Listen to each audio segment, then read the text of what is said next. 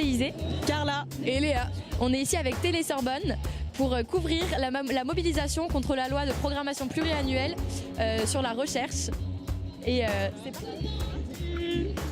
Les enseignants, chercheurs et étudiants mobilisés contre la LPPR se sont réunis le jeudi 5 mars, place de la Sorbonne, à 11h. Le rassemblement commence par une récitation d'un poème. Je m'en allais, le nez dans ma thèse mort-née. Mon avenir aussi devenait bien spectral. Je bossais nuit et jour, fac, et j'étais ton féal. Mon auberge était à la Grande Ourse. Il me semblait fort clair qu'il n'y aurait rien au bout. Et j'étais écœurée, assise au bord des routes.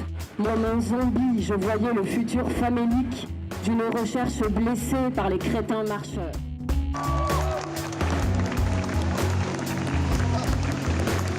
Il y a eu une action qui a été menée par Paris 4 avec des discours et des livres levés. Aujourd'hui, nous allons donc lever nos livres en signe de protestation. Et le livre symbolise ce que nous sommes, des étudiants, des enseignants, des chercheurs. Nous ne voulons plus de précarité.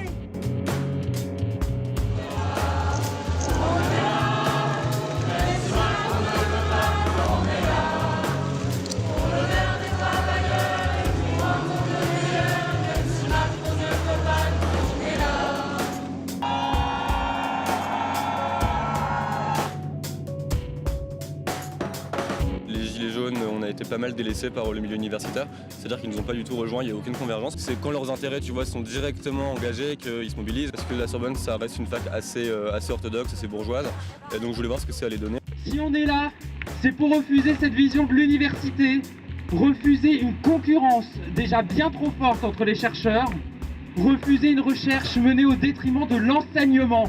En fin de compte, ce seront les étudiants qui sont déjà précaires qui vont payer pour tout cela dans tous les sens du terme. Tout ça, ça s'appelle l'université, mais aussi l'éducation nationale, mais aussi l'hôpital et le service public. Donc les valeurs de la République selon Macron, c'est la répression, l'absence de démocratie et l'inégalité. C'est ça, à pas la réforme du CAPES, et à pas la LPPR. Et la réponse qu'on peut apporter, c'est la rue, c'est-à-dire qu'on est ensemble, on se rassemble. Parce que ça développe un certain habitus dans l'engagement politique et dans la compréhension de ce qui se passe autour de soi.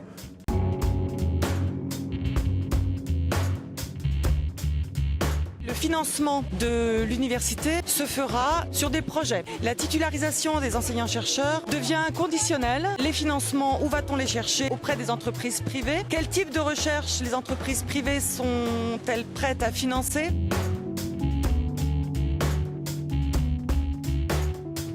La chance d'avoir un contrat doctoral qui t'assure en fait une rémunération qui est un petit peu plus haute que le SMIC, et les camarades qui n'ont pas de contrat doctoral, eux, font des thèses généralement en 7, 8, 9, 10 ans. Là, on va porter des cercueils jusqu'à la place du Panthéon.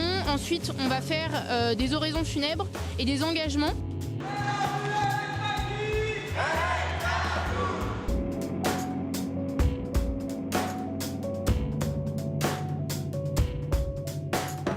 Parce que nous sommes en deuil, nous sommes en deuil de la recherche qu'on veut tuer, de l'enseignement qu'on veut tuer, et puis tout simplement de notre parole aussi qu'on veut étouffer. Alors oui, c'est un deuil. C'est au contraire simplement montrer une cohésion entre les chercheurs, montrer qu'il y a un présent assez sombre, mais par la multiplicité des gens, de montrer qu'on peut vaincre cette noirceur. Nous nous engageons à nous opposer à toute réforme néolibérale qui aurait pour but de dégrader les services publics et de marchandiser notre système de protection sociale.